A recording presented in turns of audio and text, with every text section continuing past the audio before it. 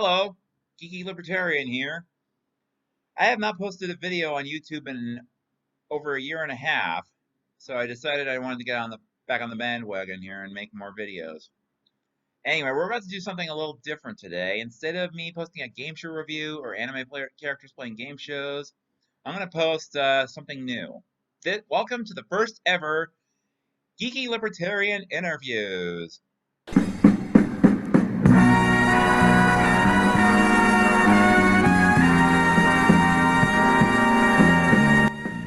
In this series, I will be interviewing some of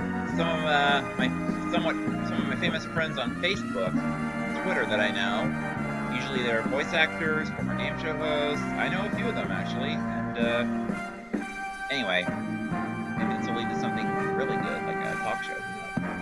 Anyway, today I'm going to be interviewing a veteran voice actress.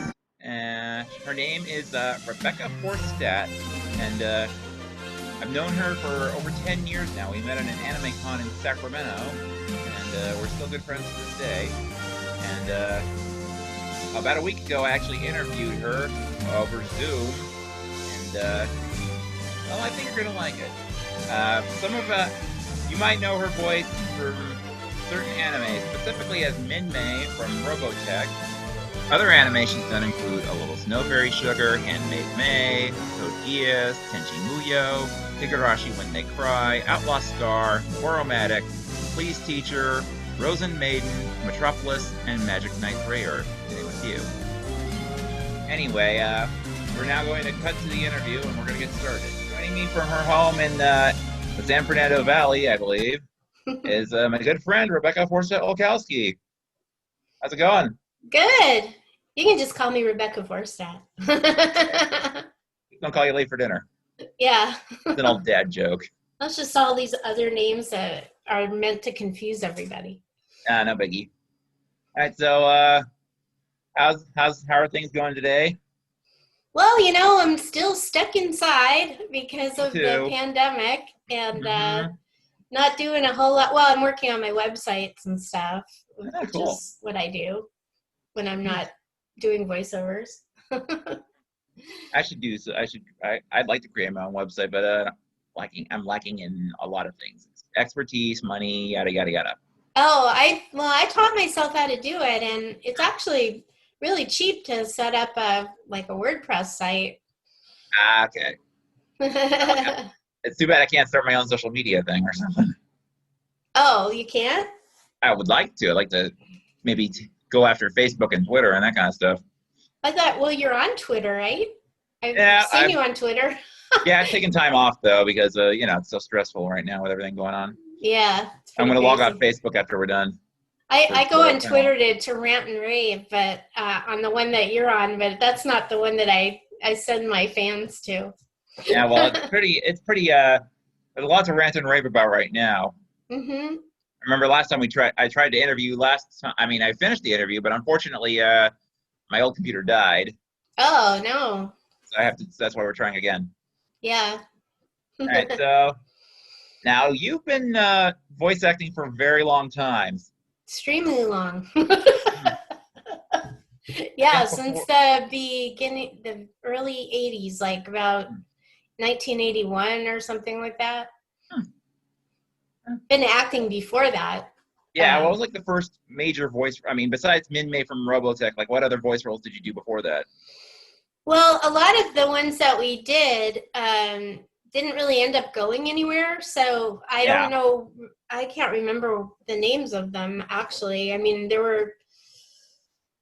Oh, I'd have to look them up. I don't know. No rush. There's a lot of, just little things like, I think one was like a Frankenstein thing and Willy Fogg and, some things like that. You do like a dubbing for old, there used to a certain anime on Nickelodeon, like in the late 80s, early 90s, like Maya the Bee and the Little Bits. I was Maya the Bee.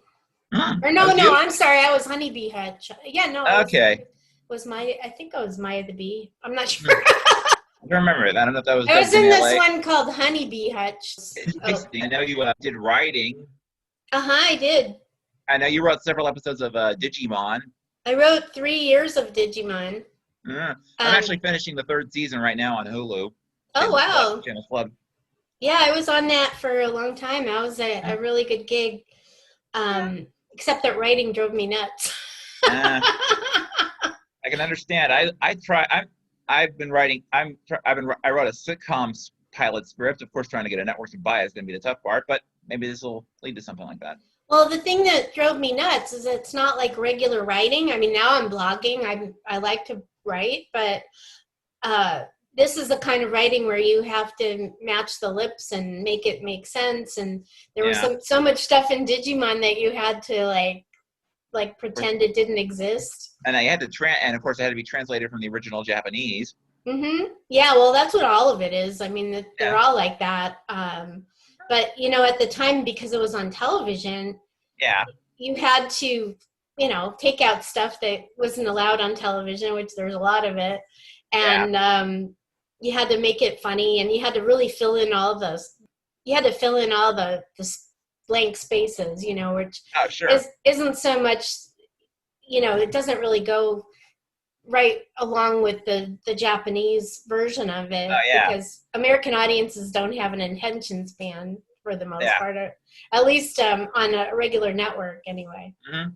But nowadays, thankfully, that won't be a problem now since we got streaming services like Netflix and Hulu and Amazon and Crunchyroll. So nowadays, the editing wouldn't be a major issue. Well, I mean, at the time I was doing it, I had a VHS and a jog wheel, and I had to go back and forth between, each time code, because each time code was broken down into, maybe 10 to 15 seconds of dialogue, because you had to be able to write for that and make it match the lips and everything. Oh, yeah. Now you can stretch it a little bit more because they have Pro Tools, and it's a little bit easier to write as a writer, but wasn't something I wanted to do. I mean, it's funny because now I'm blogging, so I'm on my computer a lot, but I really don't like the idea of being in a dark room for 8 hours. And, for the people that write and direct, that's what they basically do is they're in a room for all these hours, and I'd rather get out and do other things. And for those of our younger viewers who are just watching this, VHS was an old format that ran on tape, and editing it was very, very difficult. Yeah. Oh, yeah. Oh, yeah. I've been through it all. It was a very primitive time. Yeah. When I first started, everything was on reel-to-reel, but I didn't have to do editing on that. All right, of course, the biggest role, your most famous role, of course, is Min Mei from Robotech, and Robotech, of course, was a combination of 3 different anime because I know at the time in the 1980s, you were selling it to syndication and then individuals, which is individual TV stations buying the shows, and that means that. And at the time, you had to have a minimum of 65 episodes, 13 weeks times 5 episodes a week. Yeah, I think so. And that meant that they had to combine 3 anime that were pretty much unrelated, and they were put together. They had a common storyline, even though in the original series they did not. Yeah. Yeah, and we just celebrated 35 years. In fact, we had we just did a video or a Zoom meeting with a bunch of the different actors, and then we had a Twitter chat, but not on my regular Twitter, which is at Rebecca Forstadt. Yeah. So I must have missed that. I'm sorry. Oh, you can look it up. Okay. Well. Anyway, what's Oh yeah. Now who voiced the main character? That would be Rick. Yeah, that was Tony Oliver. Oh yes, I know who he is. He's done several. He wrote several episodes of Power Rangers. I know that. Oh, he was a producer on Power Rangers, and now he mostly directs. Yeah, and he voiced several characters. He was Lupin on Adult Swim, even though I kind of wish they'd finished the dub of that series. I think they're working on it again. From what I've heard, I was in that also. I was, I think, played Alice or something like that. Alice, that sounds like a one-timer character. Or something. Yeah, it was a quickie kind of character. Oh yeah, well, that was a good show. I mean, it should have gotten more love than it did. I guess the problem was maybe American viewers weren't into it because well, it was made back in the originally made back in Japan back in the 1970s. Right. So it might have just felt out of date by then compared to newer shows like Cowboy Bebop or Yu Yu Hakusho or Samurai Champloo. I was in Cowboy Bebop. Yeah. And what's the other? Outlaw Star. Oh yes, I know. Yeah, you played Jim Hawking's ill-fated lover. I was I don't remember her name. Hanyo, I think. She was the one who communicated telepathically with her cats, and unfortunately, I'm not going to spoil it, but she meets a tragic end. I'll just leave it at that. I played Muriel in that. Muriel, oh, that's right, the waitress who Gene constantly hit on. Mm-hmm. And I think I know you were in Cowboy Bebop. You played I think you were a waitress in that too, that Spike befriended. Probably, yeah. Yeah. But yeah. Every time I look something up, it makes that goofy sound because I hit the wrong button. Sorry about that. You get sound effects in those. Yeah. I mean, I may have to find a way to put sound effects in these videos when I doing them again. Yeah. I mean, I've been watching. I actually was watching old episodes of The Tonight Show with Jimmy Fallon, and all the way back to Johnny Carson, and the fact that they were, when you consider that back in the day they did not have the technology we do now, the fact they were able to do a lot of the things they were able to do was just impressive. Mm-hmm. Even as recently as the 90s with Jay Leno, and I mean, video editing was still very primitive back then, so. Right, yeah. Well, video, yeah, I guguess so. Mm-hmm. I never did much of that. Right, yeah. Now they do everything on video. On computers, yeah. Yeah. Because I remember back then, computers were gigantic. They're back in the 60s and stuff, they were as big as my my living room here. Yeah. They had to have a lot of mainframe. Yeah, have a lot of stuff.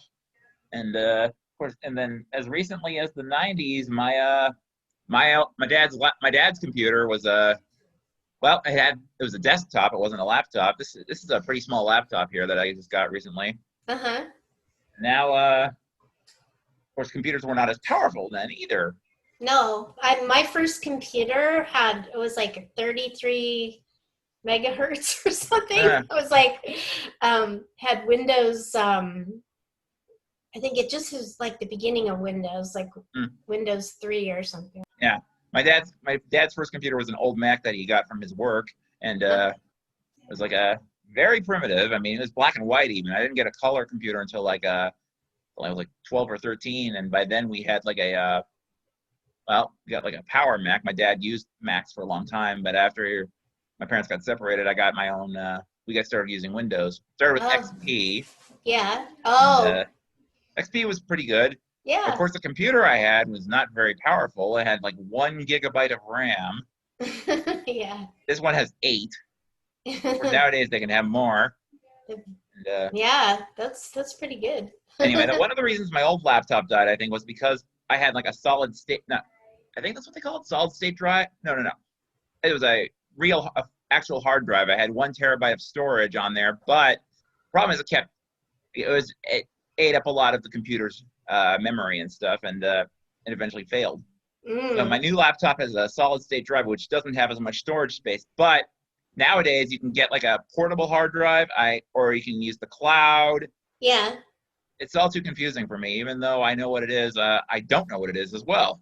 I mean, I was watching imagine in the Legend of Zelda time, in the games of Legend of Zelda, if you wanted to send something, you had to write this on a parchment and then roll it up and then put it on a carrier pigeon or something. We did not have, unless you're talking about the more recent game, Breath of the Wild, we did not have the ancient technology they do now.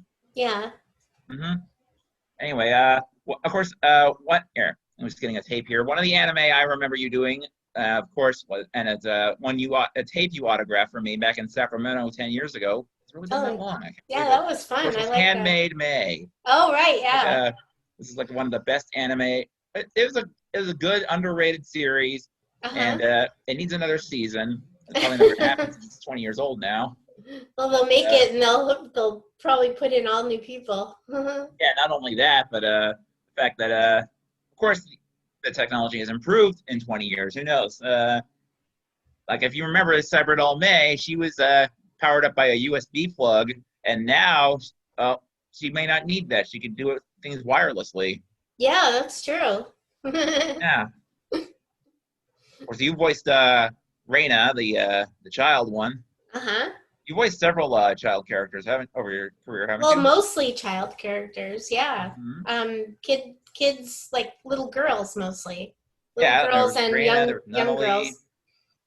Think of others. Like Snow Fairy Sugar, that was a Oh yes, funny I little know one. about that one. I should watch it if I think it might be on Funimation. I don't know. Oh, maybe. I don't know where they all are. Yeah, a lot. Yeah. Speaking with Handmaid May, I kind of want them to whoever owns the rights to it should do a re-release because it's long out of print. I've been Mm-hmm. meaning to upgrade to the DVDs, but I'll have to look for those on eBay. Oh, right, yeah. Or Yeah, Amazon, right? No. or Amazon. I actually Yeah. found a set on eBay. Somebody else bought it before I could, but I'll get it. I'll get another shot.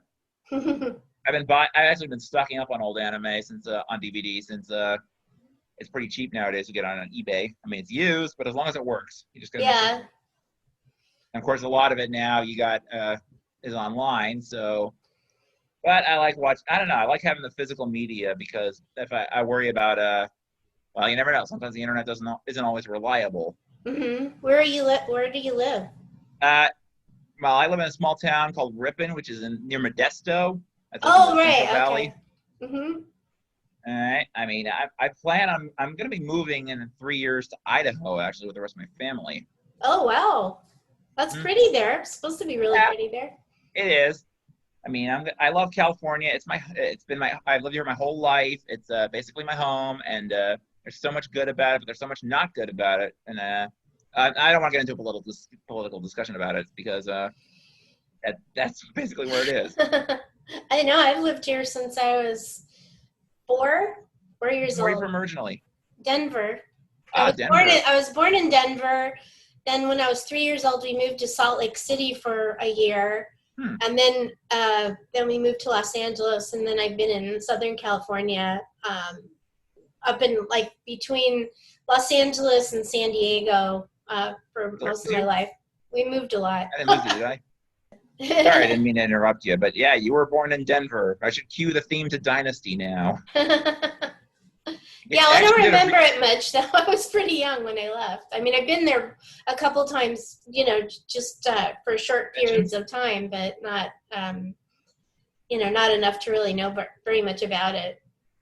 Yeah, Denver's a nice place. I'd like to go there someday. Yeah, it's beautiful. It's beautiful.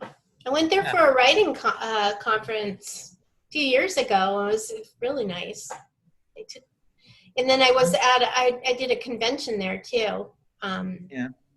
Which was fun. Yeah, they have an anime con there, I assume. Yeah, they had a big one there. And of course, nowadays... I can't remember the names of all the anime conventions, but... Oh, yeah. Well, of course, nowadays, if you go to Denver, it gives a whole new meaning to the phrase Rocky Mountain High. Oh, yeah. Oh, it's gorgeous, though. Yeah. Really, really clear air. It's beautiful. Yeah. I would like, if I went to Colorado, I'd be trying, I don't know. I could try, maybe they make special brownies there, I don't know. They make them here, too. Oh, yeah, they do. I don't indulge in that. But. No, neither do I. But actually, I went to last Christmas, I was at my sister's house in Anchorage, Alaska, and marijuana is legal up there, too. They actually sell hemp beer, I found out. Oh, yeah, I've heard of that. And then there's hemp and everything, like, and like even in shampoo and stuff. I mean, everything. I personally think we could actually undo a lot of the damage done by climate change by allowing more industrial hemp to be made. Yeah, Anchorage is gorgeous. I mean, I haven't actually been to Anchorage. I've been to Alaska. I went on the Alaskan cruise one time. Yeah. And it's amazing. Oh, yeah. I like going up there, but I'm not going to get there this year. But because right now you have to be in quarantine for 2 weeks when you arrive. Yeah, well, I know. They just opened up a bunch of places for people to travel to, but the fact is nobody's going to let us in there. At least not right now. Or you have to quarantine for a long time. Yeah. I mean, thanks a lot, Trump. You basically, you said you wanted to build a wall, and we're being walled off by the rest of the world. Exactly. It'll go away eventually, but still, it's infuriating. I know. We're paying for the wall too, even worse. And it fell down in the hurricane or something. I keep hoping that there have been hurricanes. They've had a hurricane in Florida recently. I keep thinking, oh, please, God, please do us a favor and destroy Mar-a-Lago. I know. We keep hoping it just hits there and nowhere else, Yeah. Of course, then if he wants to rebuild it, he'll make the taxpayers pay for it. Yeah. Because, I don't know. Anyway, we're back on that again. Yeah, sorry, I didn't mean to.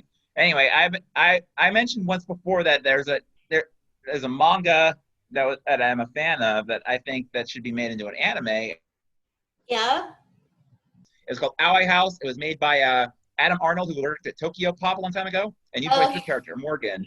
Oh, yeah, that.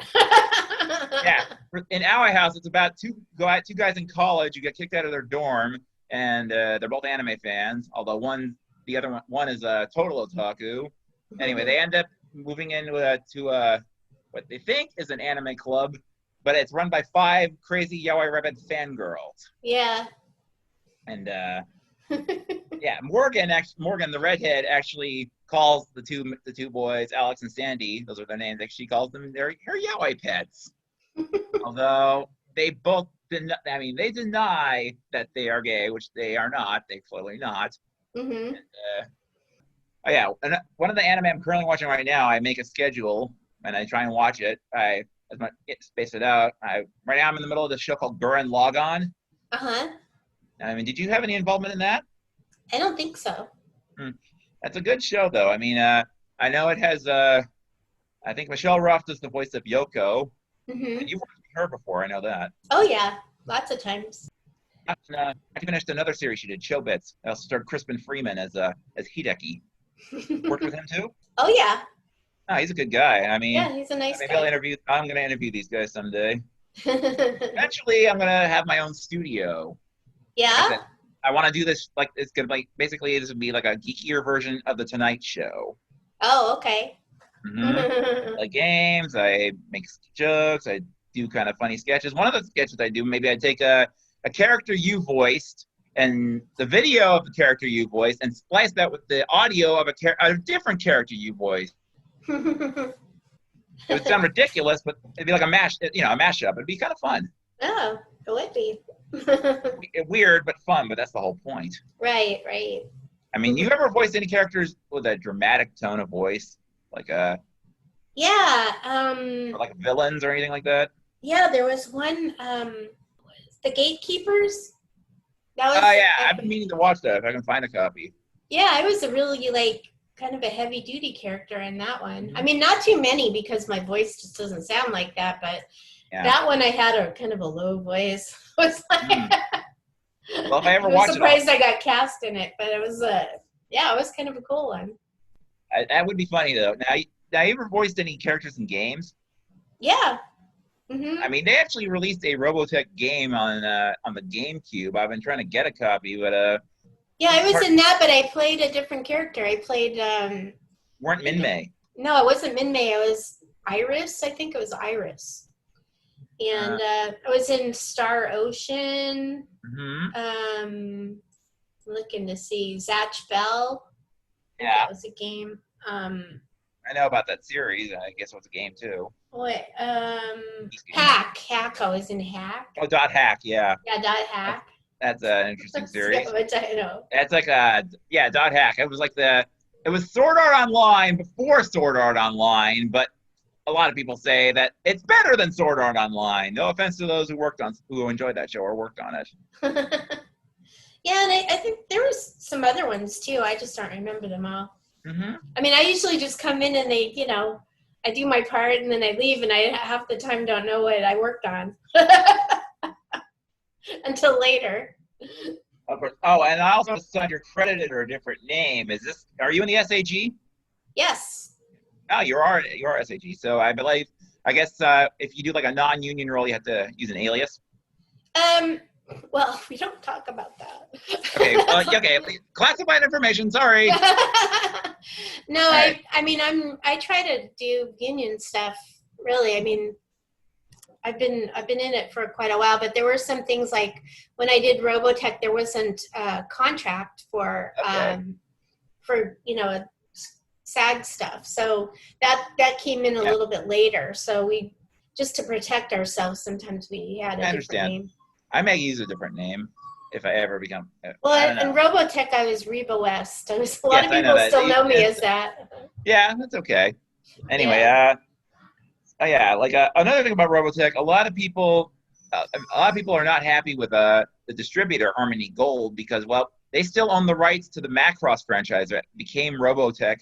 Part of it was used to make Robotech, and many people thought that last year they were actually going to lose their contract, but somehow Tatsunoko renewed their contract with Harmony Gold. And that, unfortunately, a lot of people don't like this because this prevents Macross from either getting a redub or getting re-released in this country legally. Unfortunately, they still have to pirate it. Well, Harmony Gold was really they were there when we were recording it, and we were recording it at Intersound, but it was part of Harmony Gold to begin with. So yeah, I actually have a friend of mine. He posted a rant on Reddit in the style of YouTuber Urinating Tree. That's his name. He basically makes fun of sports. Yeah. Anyway, yeah. He basically said, well, I don't know. Well, the thing is, Harmony Gold has tried to reboot Robotech several times, and unfortunately, they have not been successful. Well, they were trying to do a live-action movie of it. The founder of Harmony Gold, and I don't know, and I think the president of Harmony Gold, Frank Agrama, I think was his name. Well, he has company's primarily involved in real estate, and he actually has ties to Silvio Berlusconi, who was the prime minister of Italy, and I guess he did something illegal. I don't know. Oh. That's what I read. Yeah, probably. I don't really know anything about it. I mean, he's a nice guy and everything. Yeah. And they have the Harmony Gold Theater also, which is, they do a lot of screenings and stuff there. Where is that? Down in? It's on Sunset Strip. Well, not quite the Sunset Strip, but almost the Sunset Strip. It's on Sunset Boulevard. Yeah. Yeah, and they do a lot of industry screenings there. I've been to a lot of screenings there. Yeah. A lot of anime I like to get redubbed, done right this time. Like I've mentioned Cardcaptor Sakura.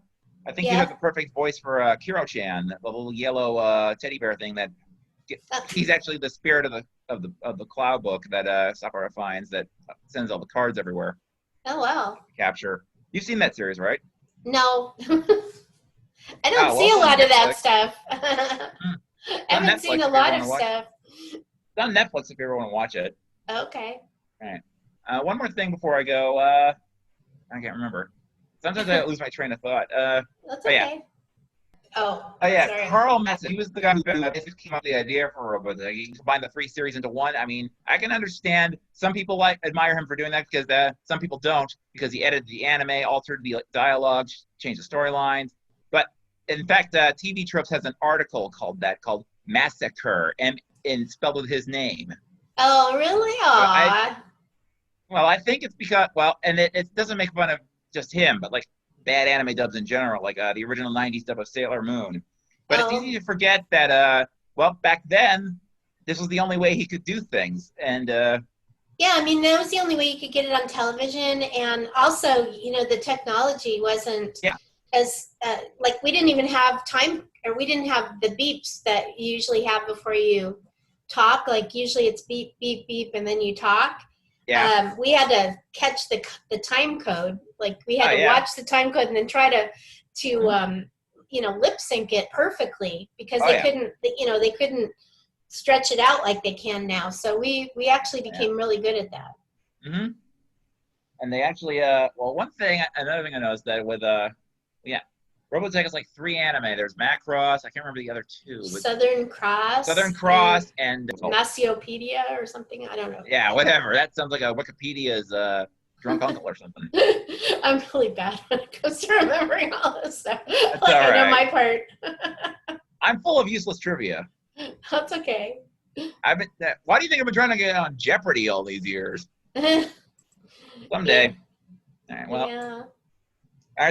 Before I go, is there anything you want to say to all your fans out there? Well, thank you for still being my fans. That, if you are, or you may be sitting there, giving me the finger or something, but I don't know. No, I'm just appreciative that I have fans after all of this time. Oh, well, and I hope you have fans for many, many years to come. I hope I'll be a so. fan always, no matter what. Yeah, the last few years I haven't really had a place where I could actually record. 'Cause, right now you have to record from home. So, Yeah. but hopefully. So, all right. Well, I'm afraid I'm gonna have to go right now, but it was great talking to you, Rebecca. And Okay. okay, well, thanks for being here, and we'll see. I hope to see you again soon. All right. Okay. Talk to you later. Well, I hope you enjoyed the interview with Rebecca. And she's a nice lady, and you can follow her on Twitter. I posted her handle right there on the screen. She's also on Facebook, and hopefully we'll do more of these. Anyway, be sure to subscribe to my YouTube channel and follow me on Twitter at LibertyGeek83. Until next time, I'm the Geeky Libertarian. Stay safe, peace and love, all that stuff.